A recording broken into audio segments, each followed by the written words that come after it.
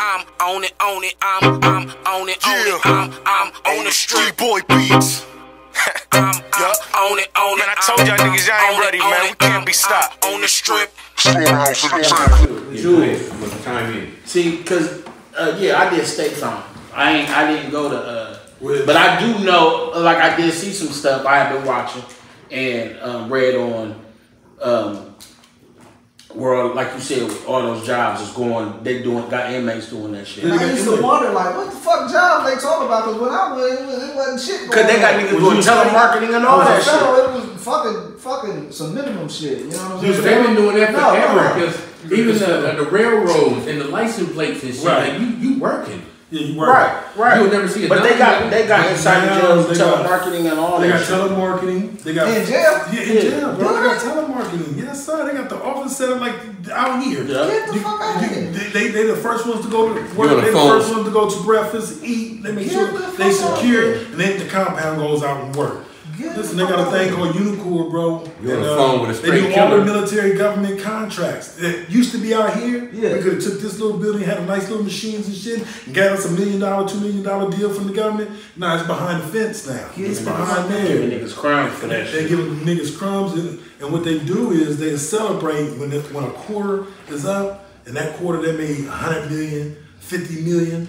They only give them coffee mugs. Thank you so much. The inmates. Yeah, the inmates, because they can't, they getting paid pennies, bro. I'll break them up and make a shank. But it's called Unicore. Check it out, called Unicore, man. And you know, the mentality is so crazy. I remember one time, I wouldn't work for none of that. I was calling myself bucking the system regardless I was locked up. You know what I mean? I'm not working in there. So one time I signed up to go work, and the mentality of the black man is just, it's not just out in the streets, it's in the jail too. Yeah. They treated me, man, about time you come, don't worry about the rules, we talk about you when you go back out there, man, don't worry about them, man, thanks, it's good to see you up in here working. I said, I quit. I said, I quit. You said, yes, nigga, man, I'm done with this. Y'all drive me the wrong way. Is we sick, son? Yeah, we all sick, son. We having a bad day, son? Yeah, so it made me feel like, man, bump this shit. But I understand some people have to because they don't have no family. That's what I be saying. Motherfuckers, that fucking money, man, that fucking money is the devil, bro. Because motherfuckers will not, they'll be like, shit, I ain't gonna do that. I ain't gonna help the black community. I ain't gonna do this. I ain't gonna do that. I gotta get this money so my kids can go to college. Yeah. I gotta pay my bills. Yeah. I gotta do this. I gotta do that. Right. Motherfucking morals, all that shit. Them motherfuckers is like, no, I'm not helping with the black community shit. Yeah. I'm not doing none of that shit because I gotta go to work, get this money. I gotta send my. Well, who you say that guy? Just niggas, period. Yeah. Just niggas that have been on the job 20 years, 30 years. Because we was conditioned that way to be slaves. No doubt. That's what I'm saying. It's a slave mentality from the first time you step a foot in school to the time that you graduated from school to the time that you either go to college or go be a man on your own, so-called man on your own, working life, working jobs here and there, whatnot. It's all set up for us to think that way and not to make it. Now you hear some people say, that's bullshit, I made it. Yeah, you just one of few, and you're a mannequin. You get what I mean? And not to say that we can't make it, but it's gonna be super duper hard for the black man to make it because we always step on each other's neck. Yeah. You know what I'm saying? That's what I was going to say. And we don't never give back.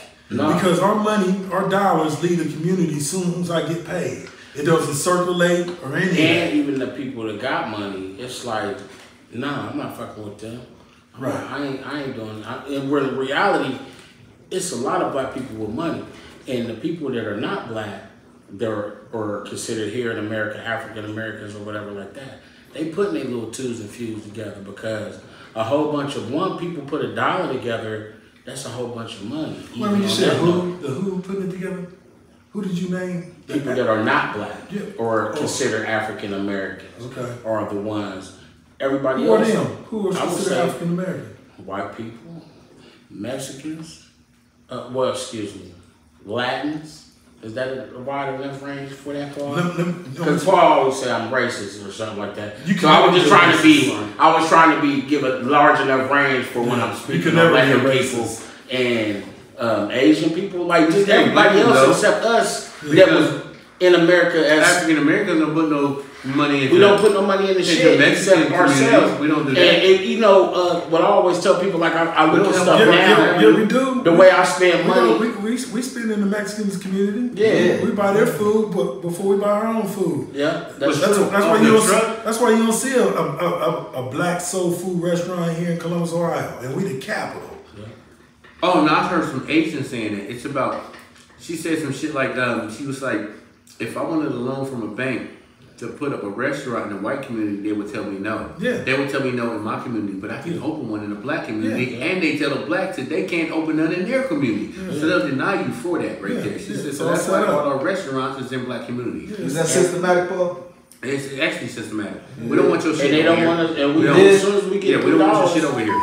We spend it elsewhere. Like, you know what I mean? Like some black people. Because you have no control over it. I'm going to tell you, the way when I went to prison and came home from prison, I spent money way different than the way I did before I went to prison. Correct.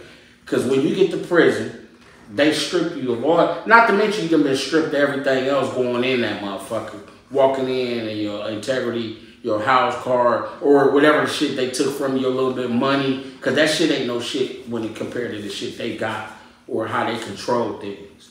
That ain't shit. They let you have that. Yeah. When you ain't got shit but 3 pair of pants, 3 shirts, or in 5 pair of drawers and 5 t-shirts, 5 pair of socks, that shit changes you. Right.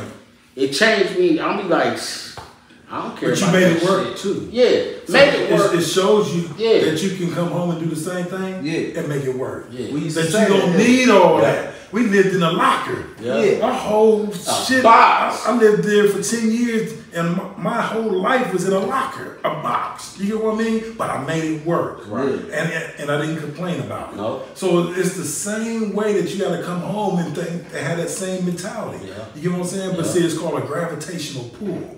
And the gravitational pull is suck you in if you're not disciplined enough. And see, and that goes back to the question that you asked me when I was locked up. How did I more or less train myself to become different when I come home or whatnot? Right. And that's one of the reasons I discipline myself. So I can have like, I call us all super friends. Right. You remember the super friends? Right. When they all get together and they got the superpower, but each one had superpowers in their own unique way, particular way. But when they all came together, they were super friends. Right. That's what we are. We all got certain talents, man, that we are blessed with. But if we all come together, we can become super friends. Exactly. It's the same way. They show it to us in our face, man. But we have to understand. And so when I was in jail, I more or less burnt the dross off me. The dross is the dirt, the filth. And I became a whole new person. Now, people didn't see this change until now for some reason. Oh, look at Mario. I like the way who you are now. But Mario been like this since 2000. Since 1993, for real, when I started the evolution of change when I was incarcerated. Right. You get what I mean? So that's how Mean Mug, even though Rodrigo started Mean Mug, but when Mean Mug came to Columbus, that's how Mean Mug got to going. That's how the store opened up. I opened the store. You get what I'm saying? So, because y'all was already doing shit before the store, though, like, or that was like really y'all big, jump into it on when y'all in with Rodrigo's already. How long was he home before you came? Was home like 18 months to 2 years, and he was living in Lansing, Michigan. Okay. And he had started Mean Mug there. Okay. And what happened was he threw a show, and I went up there, and once again, I was like a drug addict. I had a relapse in that club, and I seen it bumping, and I seen what Rod's whole vision was. I said, man, Lansing too small. Come back to Columbus, we're legends. Mean Mug will blow up. And that's what we did. And when we come back, I opened up the store, the Mean Mug store, which I was in jail, and I used to pray to God that no one gets that store until I come home. I was gonna make it into a clothing store, because when I come home, my plans was a clothing store and real estate. But then when I went to Lansing and seen what Rod was doing with the concert and stuff, I had a relapse. Right. I said, bring it back to Columbus, and I jumped into the music. I left real estate alone, the clothing store alone, because I ended up renting out the old Reese. Right. They used to be the bakery when I went to jail. They used to be the bakery. Yeah. That was the famous bakery Reese. You know what I'm saying? Yeah, so we come home and put that out or whatnot. But I've been on the activist road. You know what I mean? It's just that I got caught back into the rap life and that type, and it took me somewhere else. And it's almost like being in the life. Yeah. Again, like being in the life again. Yeah, and you know what I mean? Like I said, that's another addiction. It's very addicting. You know so, what I mean? I know Juvie. That was I just watched it. Yeah, Juvie. You Don't Want to Ride With Us. Ride With Us. And the joint with Wayne on that. Right, Hot Shit. Yeah. What was with that? Like all the elements of things that was supposed to be successful. How that didn't go to the next level? Like what stopped that from getting to the? There's a multiple things why to make that pie or that cake.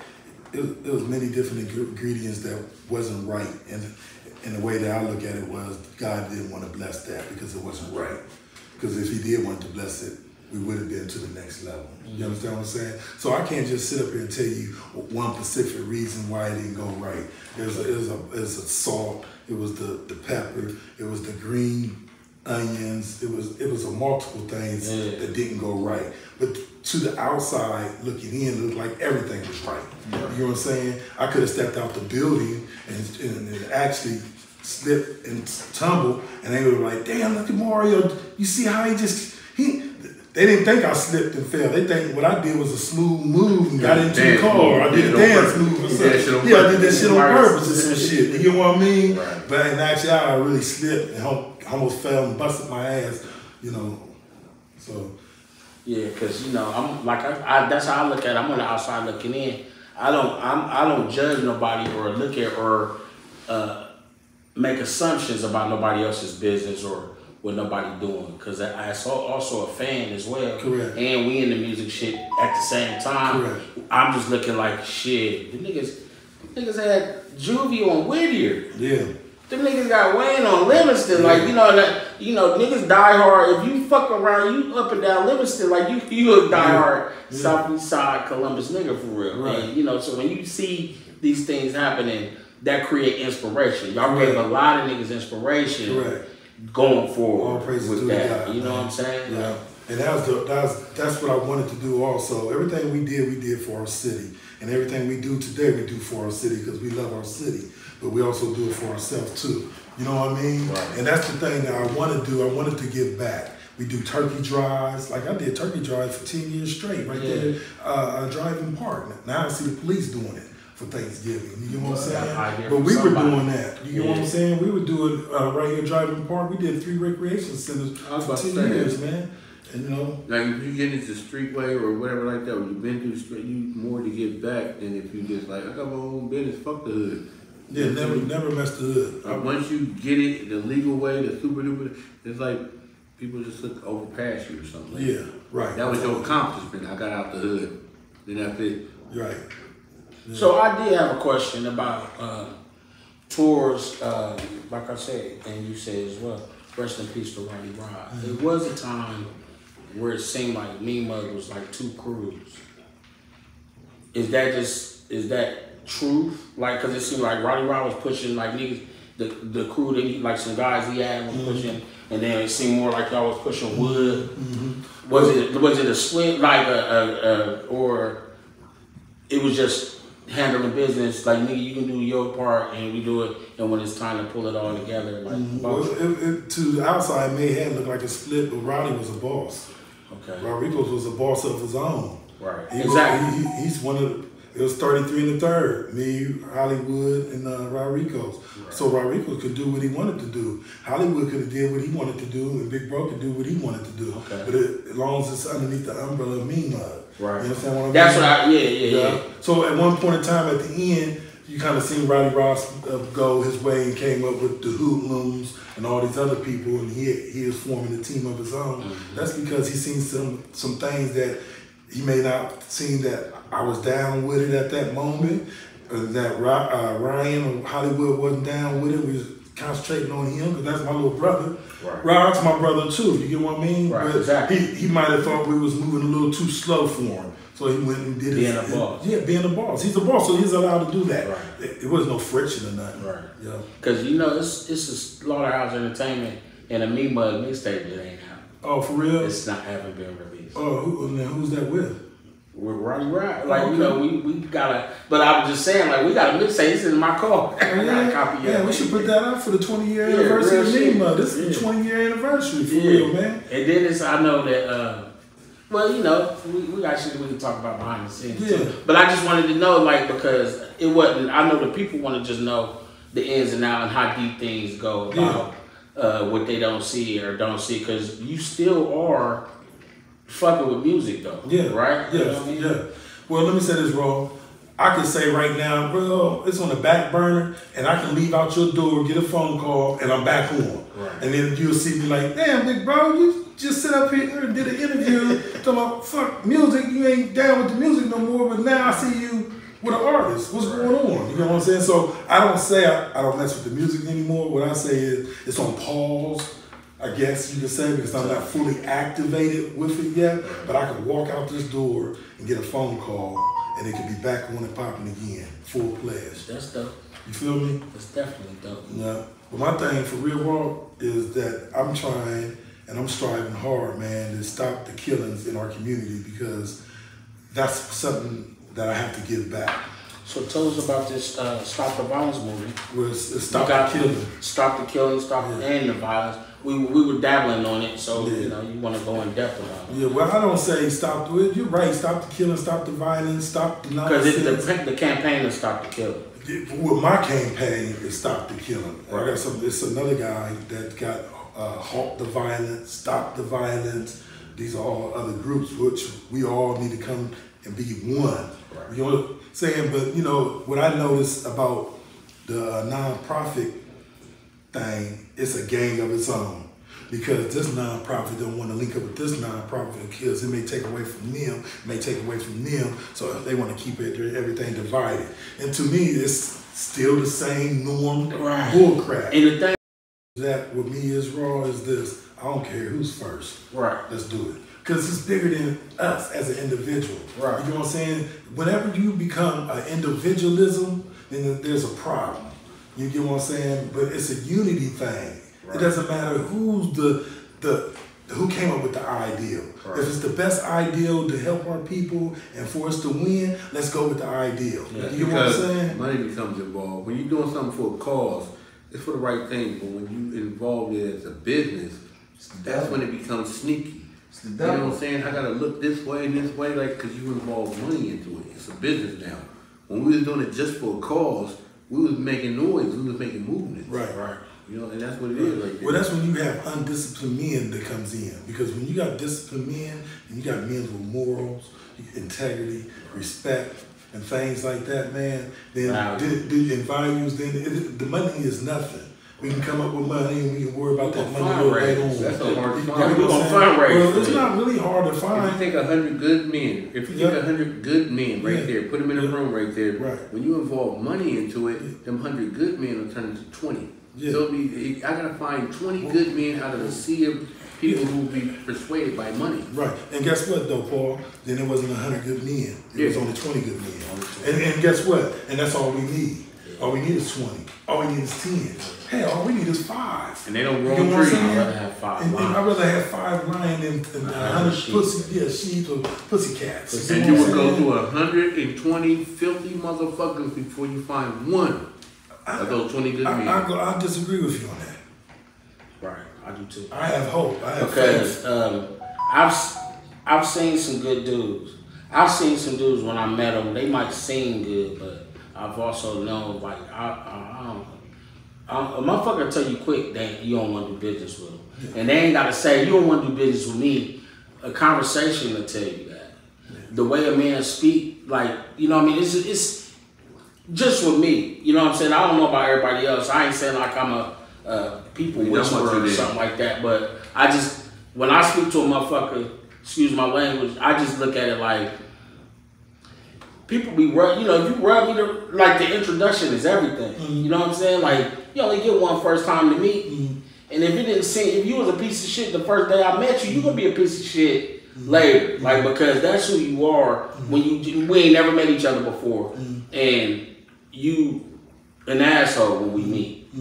You're going to be an asshole. And then he got some growing up to do. You got a problem. And then guess what? That's his problem. Yeah, but a genuine motherfucker is a genuine man all day, every day. You wake up in the middle of the night. Hello? Right. Nah, what the fuck? Well, no, I'll wake you. It depends. If I see, now we got caller ID. I see Paul call me.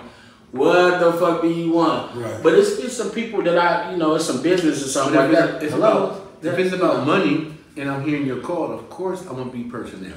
Yeah. You know what I'm saying? Who are you when ain't no money involved? That's what I want to meet. That's why when you say that motherfucker, you say it's an asshole when you first meet him, that means he's being himself.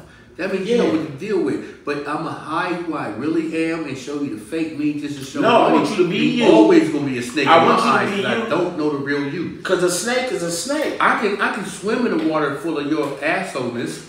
That's what you showed me. That's true. So because you showed me that, now I can adapt to it. It's like, okay, that's how Sean is and shit right there. But if you always good day, how you doing, good morning, and all that, I don't know who the fuck the real you is. But you should, because let me say this: as us being 50 years old, let me give you my filter of life, of how when I went through my ways of studying and the books I read, the books and stuff I read, I set up a filtering system within me. So now I know how to, it's like water. When you put a filter underneath your sink and you cut it on, it takes the bull crap out and pour you in the good stuff. But that's what I did by studying who I am and certain things. I mean, when you feel the bullshit about to come out, what do you tell yourself? No, hear me out. By me being the age I am and went around the sun so many times, I could see a person and know what his character is, because that's Guy. That may not be Guy, but he got the same characteristics as Guy. He got the same characteristics as Rawway. He got the same characteristics as Paul. It's not Paul though. It's not Raw. It's not Guy. It's another individual. But I can just weigh him out and see, oh, he reminds me of Guy. Yeah. Okay, he acts like him and everything. So he's like a guy. Right. You know what I'm saying? Right. So as a mature individual and a mature man, that's what you do. You know, a lot of people say, you shouldn't size people up. Well, I size people up. Everybody do. Everybody do, right? I did that when you walked in here. I'm getting knees first. That's what I'm doing. Don't drag him up top. Don't do that. Go for his leg big. I'm going to hit his knees first. And them are strong. So, them strong too, just as strong. But that's what you do. You size a person up. Now it's all up to your mindset of how you size an individual up. Do you size them up irrationally, or do you size them up rationally? Do you size them up in a cocky way, or do you do it in a humility way? Right. See, that's all in the individual. Right. You get what I mean? And then when you do that, you get what you're looking for. Right. You follow what I mean? Yeah, and see, this is what men needs to be trained. See, I was a trainer of men when I was locked up. I trained men younger than me. I trained men that was older than me. I trained some men that could be my grandparent, my grandfather. Mm-hmm. I was a trainer of men. I was the captain of the Nation of Islam. So I trained men for 7 years when I was in the belly of the beast. I had to study because there was other people that wanted to take my place, but I didn't want them to take my place because I liked that position. It came with power. Right. But I also loved what I was doing also, Raw and Pat. You get what I'm saying? And Guy. So this is what I want to bring to the people, because when you're a lion, you know, and you have cubs, the only way the cub grow up to become a lion is to hear the lion. Right. You know what I'm saying? Yeah. It has to hear the lion roar. Yeah. It has to see the lion hunt. It has to see the lion do the things that a lion do for the cubs to grow up and become the same way. Right. And that's what the youth needs to see. They need to see real men, man. And we real men, bro. It's just it have to be a torchlight person that comes along and have to show, you know what? He's sincere. He's dedicated. He ain't just talking it. He's really living it. You get what I'm saying? Because I remember how he used to be. I remember. And it's like the blind man in the Bible when Jesus went and spit down 3 times and got the mud and wiped it on his eyes. He seen things blurry. Then he seen things that was blurry but looked like trees. And then on the third one, he seen clearly. And that's how we are. We got to see clearly. But someone has to come along and show us what clear looks like. It's going to have to be a woman. So I'm saying, not really. It got to be a man. I got a philosophy of it right here. Okay. The only reason why these boys, because I watch them in the shop, you're a good kid, you're the Spider-Man and all that, then all of a sudden when you turn 13 or 14, you want to be a thug. Why? Because the girls. You a barber? Yeah, the girls are attracted to the thugs. The good boy that you ignore that little motherfucker in a heartbeat. You a lame, you this right here, but I'm attracted to the. If girls said, I want the smart dude, I want the 4.0, 5.0 student, if we make that popular instead of making the thug the homecoming kid, you know what I'm saying? You will see these good kids stay good kids because the girls like good dudes. Correct. We don't. So women out there, they don't want the real man. They want the motherfucker that everybody's looking for. You know what I'm saying? The clout chasing, who the cops are looking for. You gotta be, you don't work. You know, I done heard if you working, you weak. What the fuck is that? That's weird. Mm-hmm. I heard a motherfucker say, a girl say, what I look like talking to a regular dude? Yeah. I'm thinking like, what do you mean? Because if you talking to a dude that's a felon or something like that, he's about to have a hard time for a little while trying to reestablish his situation. You know what I'm saying? If a dude just got out of penitentiary or something like that, everybody don't got the same entrepreneur. That's why you got so many fake men. Natural entrepreneur, and you know, the many different things that most men can still thrive. Everybody don't got that. And then a lot of dudes today, these like females take care of these dudes like that too. Like they, you know, I don't know. It's like I don't want to shit on nobody, but I'm just saying like the whole thing about a lot of the dudes and the way the females treat them, they treat them like they kids. If they got a little kid, or if it's the baby dad it's the baby dad and the son. She treat the baby dad like the son. Cause the baby dad act like the son. The baby dad, he dropping her off. He got to drive the car.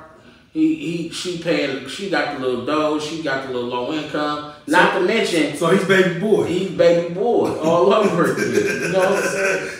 Yeah. Baby usually boy when that happens, and that's society. But when we were growing up, we was taught not to be baby boy. Yeah, but usually when that happens, it's a dude who's probably like 8 or something like that. You know what I'm saying? And the woman's a 4.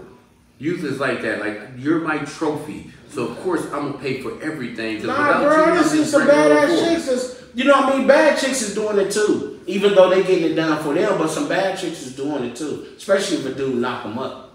They have a baby by nigga, it's over. I see straightforward. No matter if it's. I see Melissa Ford speak on problem, and she's beautiful.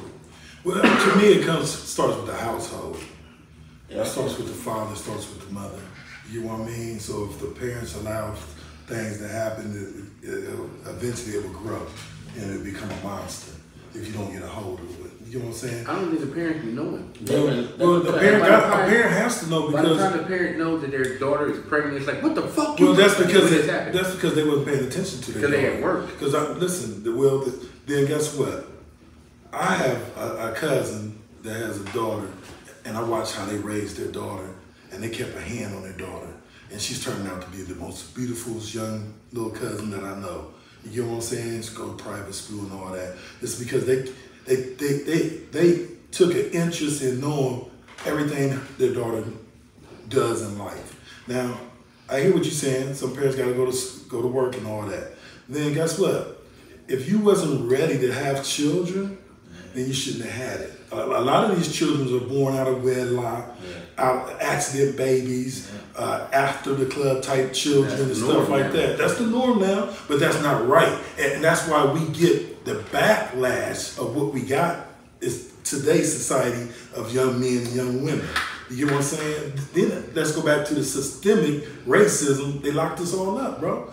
They locked us up for 10 years, 20 years, 30 years. You come home, your children is grown. They don't want to hear what you got to say. You've been going away your life. And what I wanted to say earlier in the conversation was something like that, to where they, for years, every time the black man seemed strong, they cut the heads off the top of the top of the totem pole, per se. Like, you know, so during black civil rights and all that, they killed Martin Luther King, they killed Malcolm X. And it's not necessarily people that are following them, but you see inspiration. You see things you can follow and abide by to move your family and your life forward.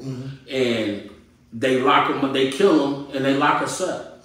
Every time we seem strong, they kill us the Black Panthers. They kill them and lock them up. Yeah, they do that out of fear though. Exactly. That's my point. Because they're trying to push their narrative. Correct. And they're going to push So they'll let you, as soon as they see like, oh, the niggas done found a way. Yeah. And when that one stands up, they're killing in front of all of us, and we say, well, I don't want to be him. I don't want to be killed. So that means I'm not going to stand up. I don't want to be killed. So I'm just want a house with a picket fence and a dog. Right. The American way. Right. And let America do what they do. You get what I'm saying? Bullshit, that's not me. See, if I was born back in the pre-slavery days, I would be the Nat Turner. Yeah. I would be the one who's bucking the system. And that's just who I am. Right. You get what I mean? And so, to end, what I have to say, my conclusion, Rollway and Pat, is this. Yes, Pat. Listen to us, Pat. Listen to Paul. Yeah. Damn, Paul. I'm so sorry, Paul, man. I wish you would have corrected me back then. Your hands were blowing up when you said Pat. Paul, don't correct me with him. Just sit that arm over there. Yeah. Paul, my fault, Paul. Yeah. My Pat is Paul, man. He should have smacked this back in my head. But my thing is this, man. I gave 100% into the dope game, and I'm going to give my 100% in saving the youth and some men, man. You know what I'm saying? I'm going to appreciate that, and I appreciate that because our thing we do is we try to bring positivity here on this show to show from all aspects of life, all walks of life, all different types of brothers that been in and out of everything, if we can get them here, and the females.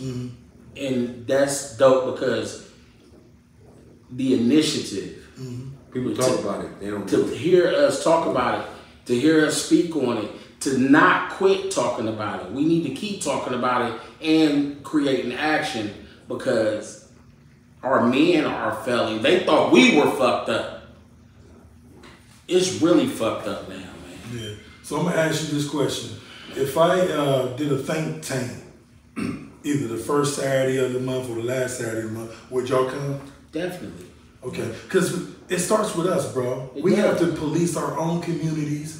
We have to make sure our young children make it to school without being harassed by perverts or just some kind of maniacs. All that. We got to make sure our grandparents, man, our great-grandparents can sit on the porch and then to live the rest of their life out without having fear in them. You get what I'm saying? Yes. And being a prisoner in their own home, bro. Yeah. Like, this is our community, man. And if we need the police, we'll call them. But guess what? They don't have to police our neighborhood. We can police our own neighborhood. And that don't have nothing to do with snitching. Because once you become a citizen, man, there ain't no such thing as a snitch. That's only in the underworld life. You understand what I mean? That's what you live in. If you're not living that life. Snitching means you're a part of what happened. We all robbed the bank. I get caught and I told on y'all, that's snitching. If some girl is getting molested and raped and pulled in the car and I tell, that's not snitching. That's telling. Right. Yeah, that's why the shootings and all that will never stop happening in poor communities. It ain't the hood. It's poor people think alike. You know, so when you blame that just on black people, that's like wrong because, you know what I'm saying, white poor communities, Hispanic poor communities, they do the exact same thing. Let me tell you one thing about the South Side. Let me get it right here. The reason why that'll never happen is because you got to convince poor communities that, you know what I'm saying, like, when you go out in the suburbs, you don't see people doing the same thing they do in poor communities because them people, we ain't scared of y'all. Y'all just tell. Y'all get on the phone. I don't give a fuck if you beat the shit out that motherfucker. When he wake the fuck up, he's telling on you. You know what I'm saying? That's what we're scared of. Yeah, but not when it's one telling you. Yeah. And I can sit up there and I can have 5 bodies on me. I did one last night. You know what I'm saying? I can hide in the hood because we're not gonna tell because they're my brothers. That's my son. That's my friend. That's my kid. And my last point I want to make is how would you feel right here if like if you had a body on you last night right here and the communities got together, you know the hood talks, so we know before the police know. If you wake up in the morning and everybody got picket signs that says turn yourself in, what you gonna shoot at everybody? Right. You know what I'm saying? No, the police gonna be out there real quick. So guess what? Turn your fucking self in. We're not gonna do that, and since we're never gonna do that, the killing in poor communities is never gonna happen. And I'm gonna hide in the hood. That's what my last point I wanted to make. I was gonna say that growing up, when we lived on Whittier and Lily, when we lived on Kelton, when we lived on Lynnwood, you see mostly black people. When I moved on 18th, it was like a mixture of white and black people. the further you got the Parsons and shit like that, and further that way, like going towards like before you hit Paulsonville, like when you get like where Shockenstein was and stuff like that, or Fifth and Ennis, Third and Ennis, and all that, where the white people was. It was like the white people was like how the black people was in our community. You know what I'm saying? It was like flip, but it was white boys. You know what I'm saying? And my whole thing about that is like when you got down there, it was way different. Like it was like white people and black people, a different port together. It was like the ports was together, opposed to down here, it was just black people dealing with black people. Down here dealing with white people too. So you become friends with white people too, and cool with white people too. Even though growing up, my best friends was white boys on Elaine and stuff like that. You know what I'm saying? But it was like, it just was different. And where how you see something being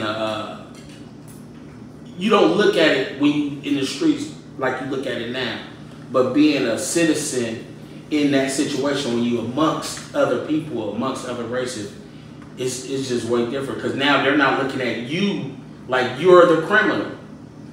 Bobby and Jesse could be the criminal now. It's not just the niggas down the street or the boys or who will be out there. It could be a number of any motherfuckers. No matter what color you are, at the end of the night, you poor and you eat noodles. Poor people fuck with poor people. No doubt. Any color. No doubt. And they fuck over poor people. Because we don't tell. Right. If I broke in your house and you know I did it, you're not calling the police. You looking for me because you want your own police justice. Right. Boom, another homicide. Right. That's how it happens. We're gonna pay a bill for no reason. We're gonna pay a bill before we end it all the way out. But I got a taste for some greens. I want something different. I mean, some chicken from Mom Famous Kitchen where they know ingredients, mince and lettuce, and I want a brisket. I like my cornbread this thick. Pick up the phone, come get this. They got the biggest sandwiches. Ha! Thank you, Lord Jesus. Is that macaroni and cheese? Yup. Is that macaroni and cheese? Yup. Is that macaroni and cheese? Yup. Our Famous Kitchen. Holler at us. We got you. 614-556-2174. We will be opening soon on the weekends, and hit that number, see what happens. Ooh, yeah. Life should be relaxing, but it's not. Sometimes you gotta create your own enjoyment. Like Such as many different creme velour flavors. Blackberry plum, strawberry rose, peach, pomegranate mango. Don't forget, lemon haze are very beautiful. Relax, kick your feet up, and enjoy the taste. Creme velour, draped imperial grapes. Don't forget, every Friday and Saturday from 4 p.m. to 10 p.m., draped imperial grapes, DIG, and creme velour, free wine tasting. You can taste the wine for free, pick up a couple of bottles, and then go home, relax, kick your feet up, and enjoy the taste. Creme velour, draped imperial grapes. We're gonna end this shit out now, man. Like, I wanted to hear the raw opinion too. That's what I wanted to hear. We heard it, didn't it? No, we ain't dog these bitches out here, dude. No, we ain't dog. Yeah, usually that's what it is. We'll come back to it. It's all right. We got Mario Big Bro Gibbs in the building, and this has been awesome, my guy. Dropped a lot of jewels, gave us some jewels, gave us some insight so y'all will have understanding.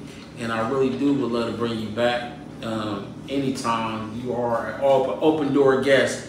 If you decide to say I'm pulling through regardless or whatever, you ride down the street, you know, we film on Sunday, bro. The door is open for you all the time. I appreciate that. And Paul, something you want to say? Thank you for coming out. Thank you for the support. Broadway Podcast Show. And we out. And tell them where they can catch you at, man, and how they can link up with you and all that. You can catch me on Instagram at King Big Bro or Facebook Mario Gibbs. And I am Rawway, aka the Big Homie. And this is the Rawway Show podcast with Rawway and Paul Clark. And that nigga behind that guy behind the scenes. Totally reformed. Totally. And we'll catch y'all next week. I got something positive to say, but I don't. Peace out. I'm on it, I'm on it, I'm on the street boy beats. on it. Man, I told y'all niggas y'all ain't ready, man. We can't be stopped. On the strip.